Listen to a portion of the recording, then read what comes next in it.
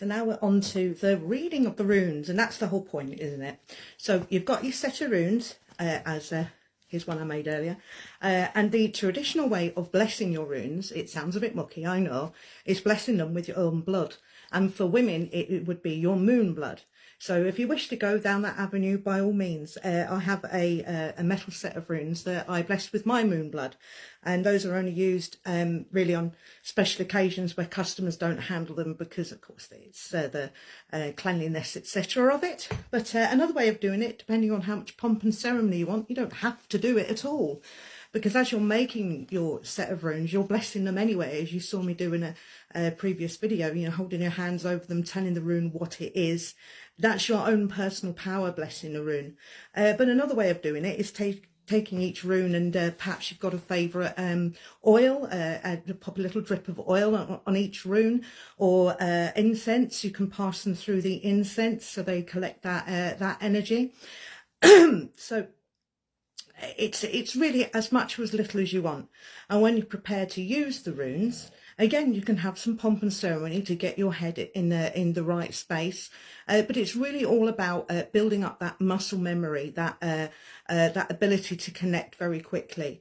And I've been doing this for a while, so I can just grab out a set of runes and get on with it. You know, I'm straight in that zone. But, you know, build up your practice, which is why a notebook is very important. So you've been through all the connecting with the individual runes, you've done your crib, your courage to do, your respect of the system and where it comes from, your intent. Your intent is to divine messages, answers, to help give you assistance. And the balance, of course, is making sure that you are ready, prepared, and afterwards you take some time to relax and reset, because they are a very powerful energy that you're dealing with. So that really is the prep before you start using them. Okay, and it's as much or as little as you want. It is entirely up to you. Some people even like putting crystals with them.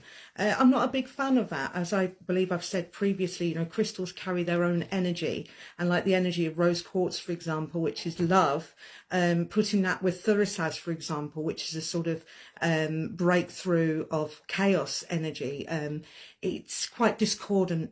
You know, so I'm not a fan of crystal runes. I'm very much a fan of using natural materials, wood, clay, stone, bone, even, a metal. I have like I said, I have a metal set made of copper, made by my awesome friend Arthur Dibb, giving you a little push there. Very talented blacksmith.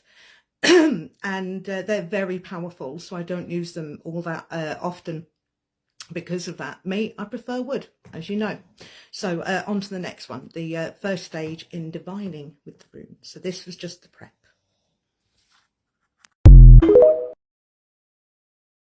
So here we go, divining with the runes. You have a question. One rune only gives a small answer, but it's a good way to start. So get your notebook out, and it helps you build up rather than going through the entire Futhark, which is logical.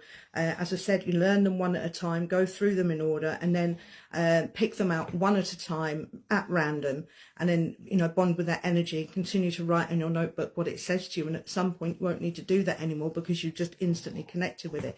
So I've just randomly picked out manas, and so the answer to the question you might have would be a change of roles, emerging into something new, or the need to connect with the community. You see, it's very, I'm trying to think of the word, multiple meanings, you know, with just one rune. So it may not give you all the answers you want. So the way I do it is I pick out 3. Right, so my question is, will my business be a bit more successful this year? So the first one is the answer, okay? And I will turn this around. The second one would be the journey to the answer. In other words, there's always something you need to do to gain that answer, and what is in the way of it happening. Because bear in mind, most questions are a yes or no answer, aren't they? But there's far more to the answer than yes or no. So what I would discern from this is the blockage. The yew tree I've picked out here, my blockage is not networking enough, or connecting enough with people, look at some expansion and different ways of promoting my business, which is difficult for me. I'm not very good with self-promotion. And then the journey to that is Bacano. So I would say that would be encouraging me to nurture my business and my self-esteem as well, which ultimately brings me to the answer, and that is the horse, or Awaz. So it is saying to me, yes, there will be greater momentum in my business this year if I promote more, network, and yes, ultimately I will gain some momentum. So do you see how I got to that answer? If you do, say so. If you don't, ask me a bit more, and have a go yourself. You know, it's often hard to read for yourself because you always have an expectation of what you want the answer to be.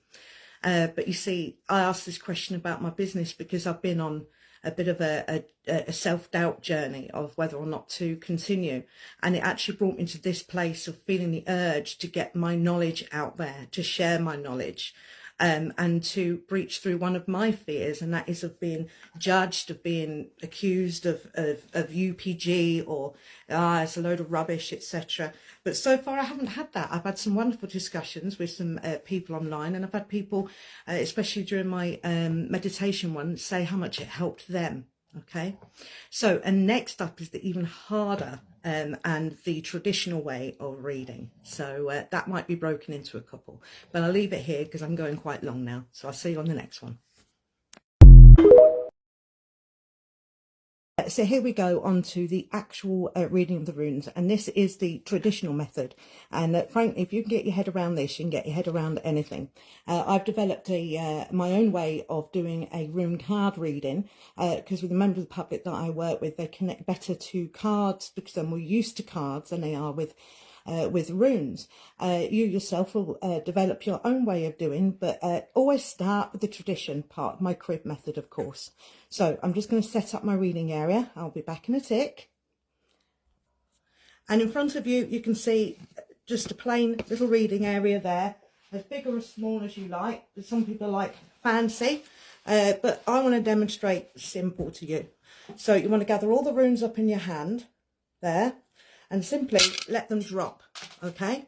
Any that fall away, don't you worry about that.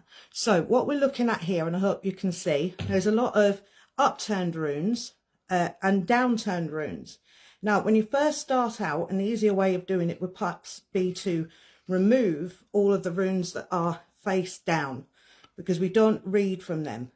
As you get more experienced with it, you may feel if a rune is covering, a down-facing rune is covering another rune, you might want to read from that with permission from the person who you're reading for to give additional information. But don't complicate it too much to start with. So start with the face-up runes. I personally like to start in the middle here. I don't know how well you can see this. So the middle part here, we have Thurisaz, which represents a big breakthrough in this person's life.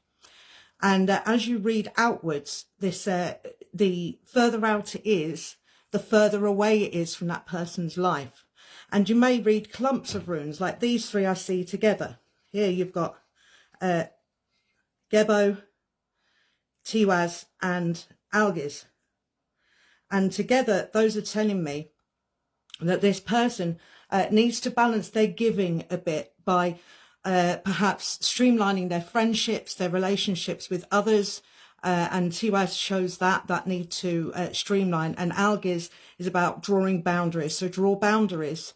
This person needs to draw some boundaries to better balance their energy. Okay, now I'm just going to stop there because obviously this is going onto social media, so we need to split it in two. So we've done this first part here, second part coming up. So as you saw, I read the more central runes in the previous video, and now we move outwards a bit more. And we have an interesting combination here. We have Noiz just covering Rado. So this tells me of the need for this person to intentionally and consciously start a journey toward fulfilling their needs, putting themselves first. And right next to it, we have Ingus. Ingus, of course, represents love.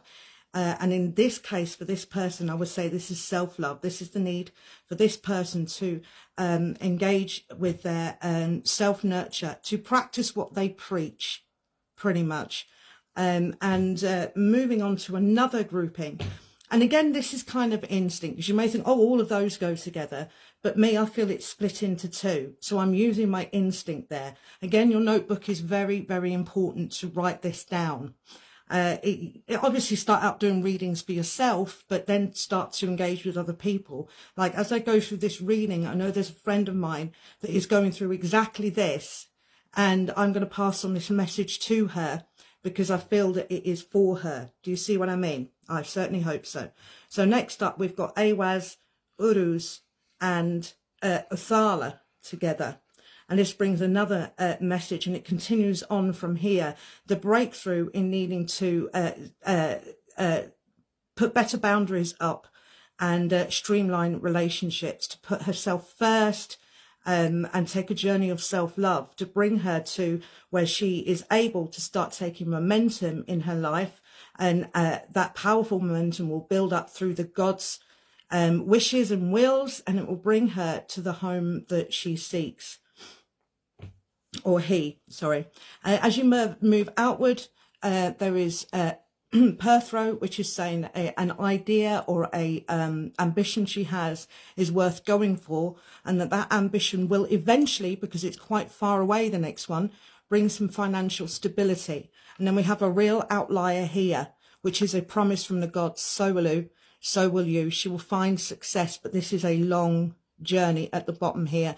The immediate message is about self-nurture, streamlining her relationships with people by putting her or his self first, to bring them to the place where they can start to build momentum and bring themselves to a place of home, a place of belonging, where they can then have the stability to build on a business idea or ambition that they have, and that promise that going through these steps will bring them there.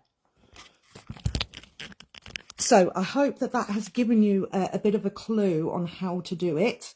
Have a go, keep playing around with it. But the most important thing is your instinct. I cannot reiterate this enough. Your instinct is the most important. So we'll leave it there, and get in touch if you need any further guidance.